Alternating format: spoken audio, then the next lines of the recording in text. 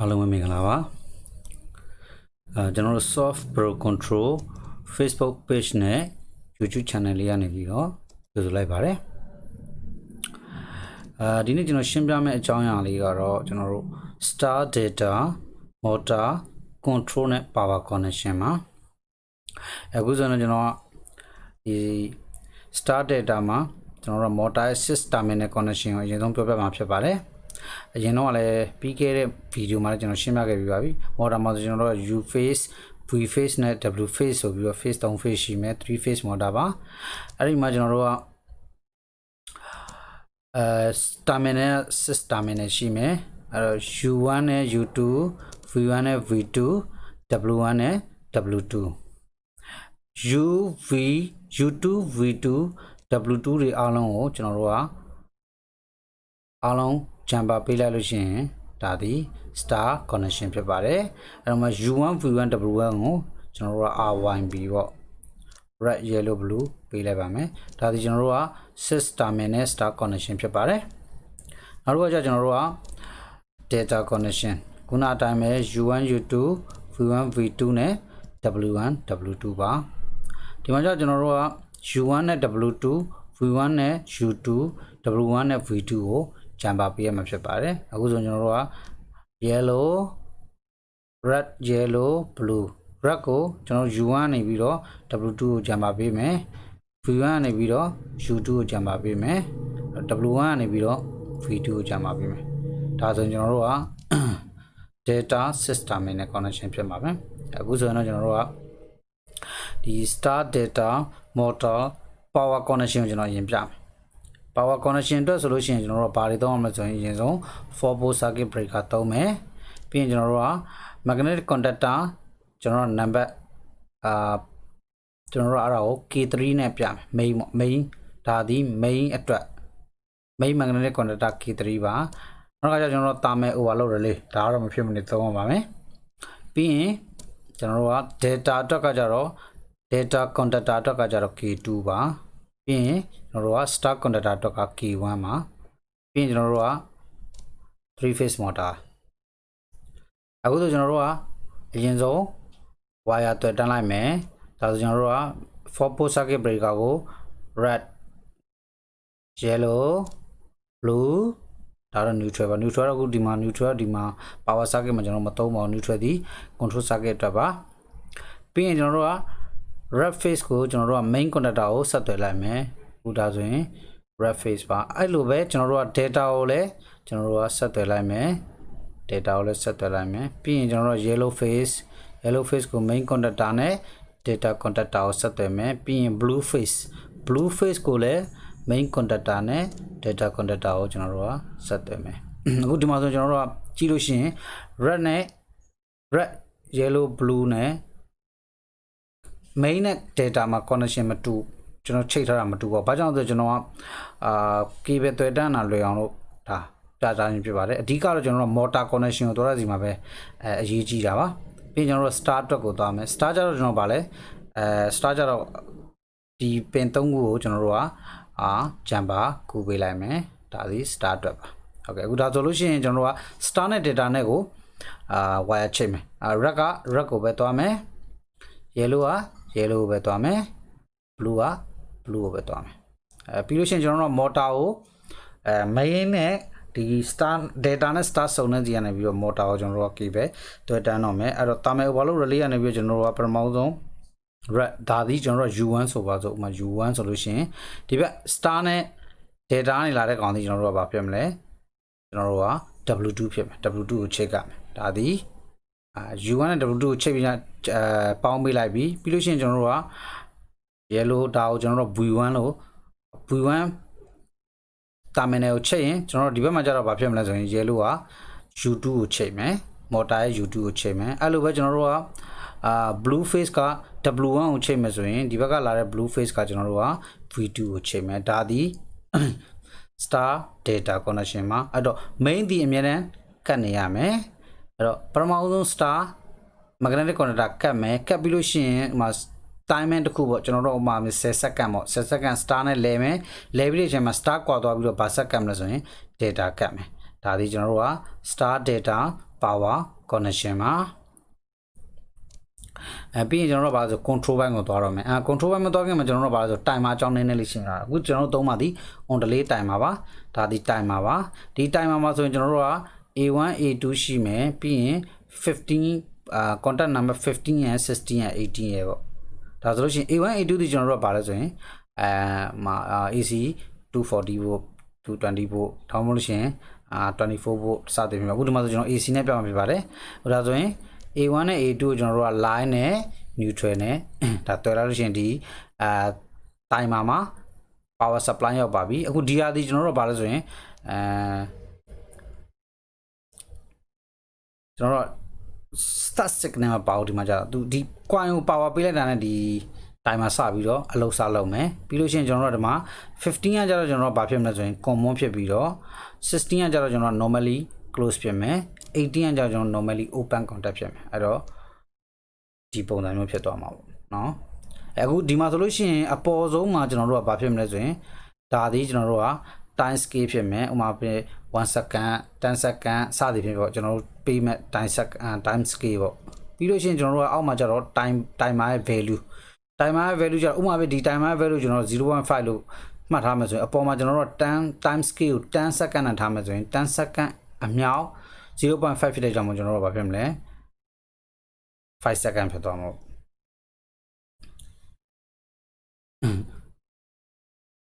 ပြီးလို့ရှိရင်ဒါ timer အကြောင်းမှာပြီးရင်ကျွန်တော်တို့ဘာလို့ဆို control wiring ကိုကျွန်တော်လည်းရှင်းပြပါမယ် start data control wiring diagram ပေါ့အဲ့တော့ကျွန်တော်တို့ကဘာလဲဆိုရင် line 240 volt 230 volt line cable ရှိ line wire ရှိမယ်ပြီးလို့ရှိရင်ကျွန်တော်တို့က neutral wire ရှိမယ်ပြီးလို့ရှိရင်ကျွန်တော်တို့ကပထမဆုံးအနေနဲ့ဘာလဲဆိုရင် stop push button ကိုစပြီးတော့ series ချိန်လိုက်မယ် stop push button ကိုကျွန်တော်တို့ S1 လို့ပေးထားမယ်ပြီးရင်အဲ့ wire အဆုံးအမတစ်ဆင့်ကျွန်တော်တို့ကတာမယ် overload relay ရဲ့ normally close contact တစ်စုံကျွန်တော်ထည့်မယ်ဒါဒီတာမယ် overload relay ရဲ့ contact ပါ normally close contact ပါပြီးလို့ရှိရင်ကျွန်တော်တို့က stop push button ကိုကျွန်တော်တို့ကတွေ့တမ်းမယ် stop push button ဒါဒီကျွန်တော်တို့က S2 switch 2အနေနဲ့ကျွန်တော်ထားလိုက်မယ်ပြီးရင်ကျွန်တော်တို့ကဘာအတွက်သွားမလဲဆိုရင် timer ကျွန်တော်တို့ KT ဆိုပြီးတော့တတ်မှတ်ထားလိုက်မယ်ဒါဒီကျွန်တော်တို့ကon delay timer ဖြစ်မယ်ဒါဆိုအခုဘာပဲဆို start button နှိပ်လိုက်လို့ရှိရင် timer စပြီးတော့အလုပ်လုပ်မယ်ပြီးလို့ရှိရင်ကျွန်တော်တို့ကဒီ start button နဲ့ timer ကြားနေမှာတစ်ဆင့်ကျွန်တော်တို့ကဘာဆက်သွားမလဲဆိုရင်နောက်ထပ် cable ဆက်သွားမယ်ဒီ cable မှာဆိုလို့ရှိရင်ကျွန်တော်တို့ကဘာကိုသုံးမလဲဆိုရင် timer normally close contact နဲ့ normally open contact တစ်စုံစီကိုသုံးမယ်အခုဒီမှာဆိုရင်ကျွန်တော်တို့က timer ရဲ့ normally close တစ်စုံနဲ့ normally open တစ်စုံသုံးမယ်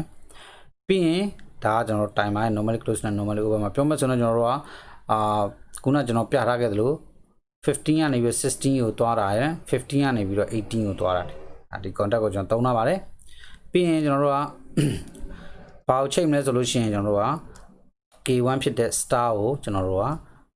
star magnetic conductor ကိုချိန်လိုက်မယ်ပြီးရင်ဒီဘက်မှာကျတော့ကျွန်တော်တို့ဗာထပ်ပြီးလို့ရှိရင်ဗာလဲမဆိုဒီ star conductor မှာတူတူကျွန်တော်တို့ star အတွက်ကျွန်တော်တို့ light ဒီ light ကိုကျွန်တော်တို့ကချိန်ထားမယ်တွေ့တန်းထားမယ်ပြီးလို့ရှိရင်ကျွန်တော်တို့ဒီဘက်မှာကျတော့ဒါ star အတွက်ပြီးသွားပါပြီပြီးလို့ရှိရင်ကျွန်တော်တို့က data အတွက်ပါဒါဒီ data အတွက် magnetic conductor K2 ပါဒါဒီကျွန်တော်တို့က data magnetic conductor ပါပြီးလို့ရှိရင်ကျွန်တော်တို့က light အတွက် data K2 ကနေပြီးတော့ပဲ light အတွက်ကျွန်တော်တို့ဒါတွေ့တန်းလိုက်မှာဖြစ်ပါတယ် neutral နဲ့ခွာပြီးတော့ပြီးရင်ကျွန်တော်တို့ဒီမှာဘာလုပ်မလဲဆိုတော့ interlock လုပ်မယ်ခုနလိုမျိုးကျွန်တော်တို့ star data မှာခုနကျွန်တော် power circuit မှာပြထားခဲ့တဲ့နေရာမှာကျွန်တော်တို့က mechanically interlock ကျွန်တော်ကမပြထားဘူးဒါပေမဲ့mechanically interlock ကိုယ့်ဘက်ကိုထည့်လို့ရပါတယ်ခုနကျွန်တော်တို့ပြီးခဲ့တဲ့ကျွန်တော်တို့ forward reverse controller မှာပြသလိုပဲကျွန်တော်တို့ဒီ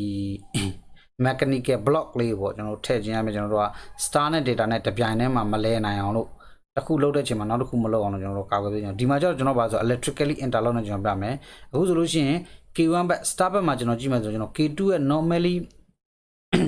close တစ်စုံကျွန်တော်ကသုံးနိုင်မယ်ဒီဘက် data ဘက်မှာကျတော့ကျွန်တော်တို့က K1 ရဲ့ normally close တစ်စုံကျွန်တော်သုံးနိုင်မယ်ဒါဆိုရင် star နဲ့ data ရဲ့ connection ရပါပြီပြီးလို့ရှိရင်ကျွန်တော်တို့ဘာအတွက်သွားမလဲဆိုရင် main အတွက်သွားမယ် main magnetic conductor ကျတော့ကျွန်တော်တို့ကဘာလဲဆိုခုနဒီကနေပဲကျွန်တော်တို့က contact နှစ်စုံယူမယ်တစ်စုံဒီ K1 star star လဲမှာကျွန်တော်တို့က main လဲလဲမယ်အခုဒါဆို K1 ရဲ့ normally open zone ယူမယ်ပြီးလို့ရှိရင်ကျွန်တော်တို့က main magnetic conductor ကိုသွားမယ်ဒါဒီ main magnetic conductor ပါ K3 အဲ့တော့ K1 လဲပြီးသွားလို့ရှိရင် K1 မလဲတဲ့အချိန်မှာ K3 K1 လဲတဲ့အချိန်မှာ K3 လဲမယ်ဘာကြောင့်ဆိုတော့ K1 မလဲဘဲနဲ့ K3 ကိုမလဲအောင်လို့ကျွန်တော်တို့ကဒါ main နဲ့ star နဲ့ကိုအတူတူလဲဖို့အတွက်ကိုဒါချိတ်ထားခြင်းဖြစ်ပါတယ်ပြီးတော့မှ star ပြီးသွားလို့ရှိရင်ကျွန်တော်တို့ဘာဖြစ်မလဲဆိုရင် data ကိုကတ်တဲ့ချိန်ကျရင်ဒီ K1 normally open contact ဒီကျွန်တော်တို့ကွာသွားမှပြန်ကွာသွားမှဖြစ်ပါတယ်အဲ့ဒါကြောင့်မို့ကျွန်တော်တို့နောက်ထပ် and ဒီ K3 နဲ့ပြန်ပြီးတော့ဘာလုပ်မလဲဆိုရင်sub locking ပြန်လုပ်မယ်ဒီမှာကျတော့ကျွန်တော်တို့ဘာလဲဆိုရင် main magnetic conductor ပြီးရင် K3 ရဲ့ normally open contact တစ်စုံကိုပြန်ထည့်ထားလိုက်မယ်ဒါဆိုကျွန်တော်တို့ K3 အတွက်main အတွက်ရပါပြီပြီးတော့ကျွန်တော်တို့ဒီ start push button ကိုခွာပြီးတော့ဒီ main conductor K3 ရဲ့ normally open zone ကျွန်တော်တို့က sub locking အတွက်ကျွန်တော်တို့ကချိန်လိုက်မယ်ဒါဒီအရင်ကျွန်တော်အရှိမပြထားခဲ့တဲ့direct online တွေ forward reverse တွေမှာချိန်ထားတဲ့ပုံစံအတိုင်းပါပဲဒါပေမဲ့ဒီမှာကျတော့ stop push button ကဘာကြောင့် K3 ကိုချိန်ထားဆိုဒီ K3 ဖြစ်တဲ့ main ဒီအမြဲတမ်းကတ်နေရမယ်ကတ်ပြီးတော့မှကျွန်တော်တို့က star နဲ့ data နဲ့ကိုဒီ K1 နဲ့ K2 က automatically ချိန်ပြီးတဲ့ timer နဲ့ချိန်ပြီးတာပေါ့အခုဒီမှာဆိုကျွန်တော်တို့ကstar အတွက် light တွေလည်းရပြီး magnetic conductor တွေ data အတွက် magnetic conductor star light တွေလည်းရပြီး main အတွက် magnetic conductor လည်းရပြီးဒါဆိုရင်ကျွန်တော်တို့ဘာပဲကျွန်တော်တို့ဆိုရင် stop အတွက်ပဲကျွန်တော် stop အတွက်ကိုကျွန်တော်တို့ဘာလဲဆိုရင်ဒီ line ကနေပြီးတော့မှကျွန်တော်ကနောက်ထပ် normally close contact zone ယူလိုက်မယ်အဲ့ဒါဘာ contact လဲဆိုတော့ဒီ K3 ရဲ့ contact အဲ့တော့ main conductor အလုံးမလုပ်တဲ့အချိန်မှာကျွန်တော်တို့ကဒီ stop light on မယ်ဒါဒီ stop light ပါအခုဒီမှာဆိုလို့ရှိရင်ဒါကျွန်တော်တို့ကဒီ star data connection အတွက် control wiring ပြီးတော့ပါပြီအခုဆိုကျွန်တော်ဘာလဲဆိုရင်ဒီ start push button ကိုဒါဒီ start push button ကိုလာကျွန်တော်အလုပ်လုပ်မယ်ဆိုရင်နှိပ်မယ်ဆိုလို့ရှိရင်ကျွန်တော်တို့ဘာဖြစ်မလဲဆိုရင်ပထမဆုံးအနေနဲ့ဒီ timer လေး on delay timer လဲမယ်ပြီးရင်ဒီဘက်မှာရှိတဲ့ဒီ contact ကနေမှတစ်ဆင့် K1 ဖြစ်တဲ့ star အလုပ်လုပ်မယ်အဲ့ဒီအချိန်မှာဒီဘက်က K1 ကလည်းကတ်ပြီးတော့ K3 star အလုပ်လုပ်မယ်အဲ့ဒီအချိန်မှာဒီဘက်ကstop push button ပြန်သွားတဲ့အချိန်မှာဒီ K3 ရဲ့ interlock sub folding ဖြစ်ပြီးတော့ဒီ circuit မှာဘာဖြစ်မှာဆိုရင် timer ရဲ့ star contactor နဲ့ main နဲ့အလုပ်လုပ်နေမယ် data ကတော့လုံးဝအလုပ်လုပ်မှာမဟုတ်ပါဘူးအဲ့မှာ circuit ပြီဆိုတာနဲ့ဒီ timer ကနေပြီးတော့ကျွန်တော်တို့ဘာလုပ်မလဲဆိုရင် timer ကောက်မယ်စပြီးတော့ timing ကောက်မယ်ဒီမှာကျွန်တော်10 second ထားပေးထားတယ် timing ကောက်ပြီးတာနဲ့ကျွန်တော်တို့ဘာဖြစ်မလဲဆိုရင်ဒီ star ကဒီ K ဒီ delay timer ရဲ့ဒီ normally close က normally open ဖြစ်သွားပြီဒီဘက်က normally open normally close ဖြစ်သွားမယ်အဲ့ဒါဆိုကျွန်တော်ဘာဖြစ်လဲဒီ data ကအလုပ်လုပ်မယ် star ကအလုပ်မလုပ်တော့ဘူးအဲ့လိုပဲကျွန်တော်တို့ဒီမှာ K2 နဲ့ K3 နဲ့ကိုကျွန်တော် interlock လုပ်ရအောင်မို့ star လဲတဲ့အချိန်မှာ data မလဲတော့ဘူး K3 data လဲတဲ့အချိန်မှာ star မလဲတော့ဘူးအခုဆိုရင်ကျွန်တော် animation လေးကိုပြမှာဖြစ်ပါတယ်အခုဆိုကျွန်တော်ဒီ stop push button ကိုနှိပ်လိုက်မယ်အခု stop push button ကိုနှိပ်ရင် timer ရဲ့ star ရဲ့ main ရဲ့အလုပ်လုပ်မယ်ပြီးရင် timer စကောက်မယ်10ချိန်10 second ကြာတဲ့အချိန်မှာ star ကွာသွားမယ် data နဲ့ main နဲ့ဆက်ပြီးတော့ on နေမယ်အခုဆိုကျွန်တော် stop push button ကျွန်တော်နှိပ်လိုက်တော့မယ်နှိပ်လိုက်တဲ့အခါကျွန်တော်အခုကြည့်လို့ရပါပြီ timer ရဲ့ star ရဲ့ main ရဲ့အခုဒီမှာလည်းကျွန်တော်တို့ပါလို့ဆို timing စပြီးကောက်နေပြီ4 5 6 7 8 9 10အဲ့ဒါဆိုအခုဘာဖြစ်မလဲ star off သွားမယ်ပြီးရင် data က on မယ် main ကဆက်ပြီးတော့ on နေမယ်ဒီဘက်မှာ stop light က on နေမှာပဲဒါဆိုအခုကျွန်တော် stop push button ကိုနှိပ်လိုက်ရင်ငကိုအတိုင်းပဲဒီຢာတွေအားလုံးမှာဘာမှပါအောင်မရှိတော့ပါဘူးကျွန်တော် stop push button ကိုနှိပ်လိုက်မယ်ဒါဆိုလို့ရှိရင် stop light ကပြန်ပြီးတော့ on နေတယ်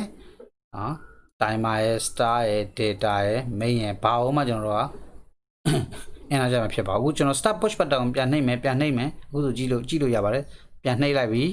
နှိပ်လိုက်တဲ့အချိန်မှာကျွန်တော်ပါဆိုရင်ဒီ on delay timer ရဲ့ star ရဲ့ main ရဲ့အလုပ်လုပ်နေမယ်အခုဒီမှာ timing value က timing ကလည်းစပြီးတော့ on နေပြီ4 5 6โอเคအခုဒီမှာဆိုရင်ပြီးရင် star off သွားမယ် data နဲ့ main နဲ့ set on နေမယ်အခုဒါဆိုရင်အခုကြည့်လို့ရပါတယ်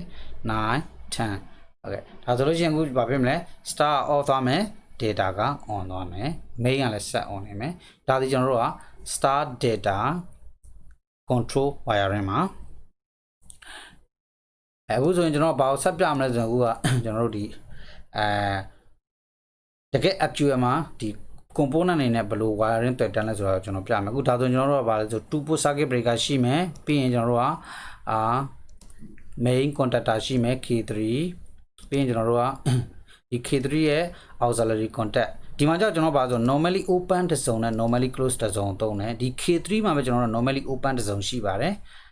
အခုဒီမှာဆိုလို့ရှိရင်ဒါ K3 ရဲ့ normally open တစ်စုံပေါ့ဒီမှာဆိုရင်ဒါဒီနှစ်ခုဆိုရင် normally open တစ်စုံဒီဘက်ကကျွန်တော်တို့ coil မှာအရင်ကကျွန်တော်direct online starter မှာလည်းရှင်းပြပြီးသားပါဒီဟာကိုပဲကျွန်တော်ဆက်သုံးထားတာပါပြီးရင်ကျွန်တော်အခုဘာလုပ်လဲဆိုရင်thermal overload relay ဒီမှာဆိုကျွန်တော်တက်လိုက်မယ်ပြီးရင်ဘာရှိမလဲဒါဒီ data contactor K2 ပါပြီးရင်ကျွန်တော်တို့က K2 ရဲ့ auxiliary contact normally open တစ်စုံနဲ့ normally close တစ်စုံပါပဲပြီးရင်ကျွန်တော်တို့ဗာတက်မလဲ KT timer ပါ timer ပြီးရင်ကျွန်တော်တို့ဗာတက်မလဲ star အတွက် magnetic contactor K1 ပါပြီးရင် K1 ရဲ့ auxiliary contact normally open နဲ့ normally close တစ်စုံပါပဲပြီးရင်ကျွန်တော်တို့ဗာရှိမလဲဆိုရင် stop push button ရှိမယ် start push button ရှိမယ်ပြီးရင်ကျွန်တော်တို့အခု light ၃မျိုးသုံးလာတယ် delta အတွက် light နဲ့ star အတွက် light ပြီးရင်ကျွန်တော်တို့ဗာလဲ stop light stop က light သုံးလာမယ်အခုဆိုကျွန်တော်တို့ဗာလို့လဲ wire တွေ့တန်းလို့ရပါပြီအခုဆိုကျွန်တော်တို့ကဒီ2 port circuit breaker ကို line နဲ့ neutral နဲ့ကိုတွေ့တန်းလိုက်မယ်ပြီးရင် circuit breaker အထွက် line ကနေမှတစ်ဆင့်ကျွန်တော်တို့ဘယ်ကိုသွားမလဲဆိုရင် stop push button ရဲ့သွားမယ် stop push button normally close contact ကိုသွားမယ်အဲ့ normally close က output ကမှတစ်ဆင့်ကျွန်တော်တို့က thermal overload relay ရဲ့ normally close contact တစ်စုံသုံးလာမယ်ပြီးရင် thermal overload relay ရဲ့အထွက်ကမှတစ်ဆင့်ကျွန်တော်တို့ဘယ်ကိုသွားမလဲဆို stop push button ကိုသွားမယ် stop push button ရဲ့ကျွန်တော်အထွက်ကမှတစ်ဆင့်ကျွန်တော်ဘယ်ကိုသွားမလဲဆိုရင် timer relay ကိုသွားမယ် KTU timer relay ရဲ့ common ကိုကျွန်တော်သွားမယ် number 15ကိုပေါ့အခုဒါဆိုရင် common ကိုကျွန်တော်စပြီးတော့တွေ့တန်းလိုက်ပါပြီ stop push button နေပြီးတော့အဲ့တော့ဒီ common ကနေပြီးတော့ဒါဒီ positive ကျွန်တော်အခုလို့ဒီ line voltage ပေါ့အဲ့ရနေမှာတစ်ဆင့်ကျွန်တော်တို့ဘာလို့လဲဆိုတော့ဒီ thermal ဒီ timer ရဲ့ကျွန်တော်တို့ coil ကိုကျွန်တော်တို့က positive line voltage ကျွန်တော်ပေးလိုက်မယ်အဲ့လိုပေးပြီးသွားလို့ရှိရင်ကျွန်တော်တို့ကဒီ timer ရဲ့ normally အခုဆိုကျွန်တော်စပြီးတော့ဒီ normally close contact တစ်စုံကျွန်တော်ယူတော့မယ် timer ရဲ့ number 16ပေါ့ခုနကျွန်တော်ရှင်းပြထားတဲ့ timer 16ကနေမှတစ်ဆင့်ကျွန်တော်တို့ကဒီ data ရဲ့ auxiliary K2 contact normally close က normally close တစ်စုံကျွန်တော်သွားမယ်အဲ့ဒီမှာအထွက်ကမှဒါ interlock ပါအဲ့ရအထွက်ကမှတစ်ဆင့်ကျွန်တော်တို့ star K1 ရဲ့coin A2 ကိုကျွန်တော်သွားမယ်အခုဆိုလို့ရှိရင်ဒါအထွက်ကမှတစ်ဆင့် star K1 ရဲ့ A2 ကိုကျွန်တော်တို့ကဒါချိတ်လိုက်ပြီဒါဆိုရင်ဒီ K1 ကိုဒါကျွန်တော်တို့ကneutral voltage ပေးလိုက်မယ်ဆိုလို့ရှိရင်ဒါဒီကျွန်တော်တို့ K1 အစပြီးတော့အလုပ်လုပ်ပါပြီအဲ့လိုပဲကျွန်တော်တို့ light ကိုဒီအဲ့ဒါကြောင့်ကျွန်တော်တို့ star အတွက်ပေါ့ star ရဲ့ light ကိုကြောင့်ကျွန်တော်ဘယ်ရပြန်မှာဆိုအဲ့ K ခုနဒီ K1 ရဲ့ A2 ကနေပဲကျွန်တော်က link လုပ်လိုက်မယ်ပြီးရင် star ကိုကျွန်တော်က star အတွက် light ကိုကျွန်တော်သွားလိုက်မယ်ဒါဒီကျွန်တော်တို့ကဘာလဲဆိုရင် star အတွက် connection ပြီးသွားပါပြီပြီးရင်ကျွန်တော်ဘာလုံးဆို data အတွက် connection ကိုသွားမယ် data အတွက်ဒီဘယ်ကပြန်သွားမလဲဆိုရင် KT ဖြစ်တဲ့ခုနကျွန်တော်တို့ဒီ timer နဲ့ရဲ့ဒီဘက်18 normally open contact ကမှတစ်ဆင့်ကျွန်တော်တို့ဘယ်သွားမလဲဆိုဒီဘက် star ရဲ့ auxiliary contact normally close ကိုကျွန်တော်သွားမယ်အခုဆိုရင်ကျွန်တော် wire တွေ့တန်းလိုက်မယ် normally close contact တစ်စုံကျွန်တော်သွားမယ်K1 အဲ့က output ကမှတစ်ဆင့်ကျွန်တော်တို့ဘာဆိုရင်ဒီ K2 ရဲ့ coil ကိုကျွန်တော်သွားမယ်အခုဒါဆိုလို့ရှိရင် K2 ရဲ့ coil ကိုသွားပါပြီကျွန်တော်မတူအောင်လို့cable မတူအောင်လို့ကျွန်တော် wire color တွေကျွန်တော်ခွဲပြီးတော့ဆွဲပြထားပါတယ်ဒါဆိုရင် K2 ရဲ့ coil ကိုကျွန်တော်တို့ရောက်သွားပြီဆိုလို့ရှိရင်ဒါဒီdata အလုပ်လုပ်လို့ရပါပြီပြီးလို့ရှိရင်ကျွန်တော်တို့ကဘာလဲဆိုတော့ light ကို data အတွက် light ကိုကျွန်တော်တို့အဲ့ရနေပဲဒီ K1 auxiliary contact normally close contact ကနေပဲကျွန်တော်ယူလိုက်မယ်ဒါဒီကျွန်တော်တို့က data အတွက် light ပါပြီးတော့လို့ရှိရင်ကျွန်တော်တို့ဘာဆိုရင် main အတွက်ကျွန်တော်တို့စဉ်းစားရမယ် main အတွက်ဆိုလို့ရှိရင်ကျွန်တော်တို့ K1 ရဲ့ normally open contact တစ်စုံကျွန်တော်တို့ယူမယ်အရှိက wiring diagram မှာကျွန်တော်ပြထားတာပဲဒါဆိုကျွန်တော်တို့အပေါ်ဒီဘက်ကဒီ timer ရဲ့ဒီ positive ဘိုးကနေပဲကျွန်တော် looping ကူးလိုက်မယ်အခုဒါဆိုရင်ကျွန်တော် timer ရဲ့ positive ဘိုးကနေပြီးတော့ K1 ရဲ့ auxiliary contact normally open ကိုကျွန်တော် looping ကူးလိုက်ပါပြီပြီးရင်အဲ့ output ကမှတစ်ဆင့်ကျွန်တော်တို့ကဘယ်ကိုထွက်မလဲဆိုရင်ဒီ main contactor ရဲ့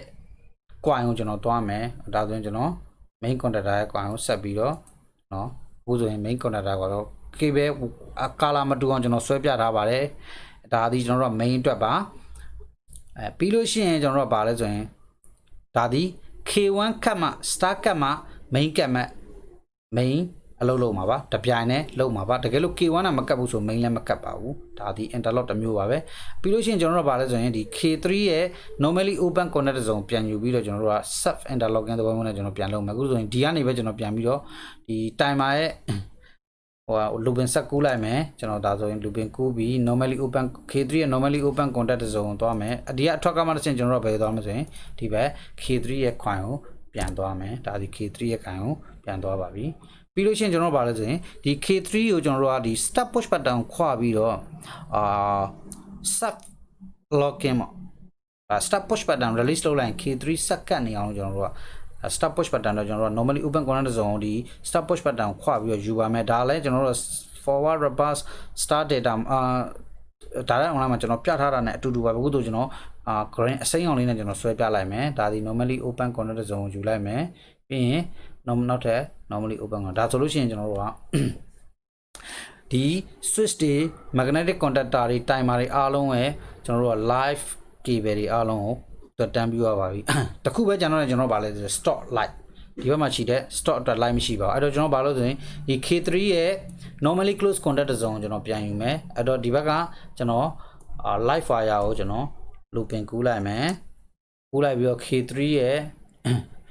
normally close contact zone ကိုယူမယ်အဲ့ရအထွက်ကမှတစ်ဆင့်ကျွန်တော်တို့က stop light ကိုသွားမယ်အခုဒါဆိုရင် stop light ကိုသွားပါပြီဒါဆို stop light ကိုရောက်တော့ဒါဆိုအခုကျွန်တော်တို့ contactor တွေပြီးလို့ရှိရင် timer တွေကျွန်တော်တို့ဒီ light တွေအားလုံးမှာကျွန်တော်တို့ live wire line wire ရောက်ပါပြီ neutral ပဲကြံပါတော့ neutral အားလုံးကျွန်တော်ဘာလုပ်မလဲဆိုရင် looping ကူးလိုက်မယ် main ကိုလည်းသွားမယ် data ကိုလည်းသွားမယ် timer ကိုလည်းသွားမယ် star ကိုလည်းသွားမယ်ပြီးရင်ဒီဘက်က light တွေအားလုံး stop light star light data light အကုန်လုံးကျွန်တော်အခုဆိုရင်ကျွန်တော်ဒီဘက်ကနေပြီးတော့2 port circuit breaker ကနေပြီးတော့ကျွန်တော် main contactor ကိုကျွန်တော် neutral voltage ပေးလိုက်မယ်ဟုတ်ကဲ့ပြီးလို့ရှိရင် main contactor မှာလည်း loop ယူပြီးတော့ data contactor ကိုကျွန်တော် neutral voltage ထပ်ပေးလိုက်မယ်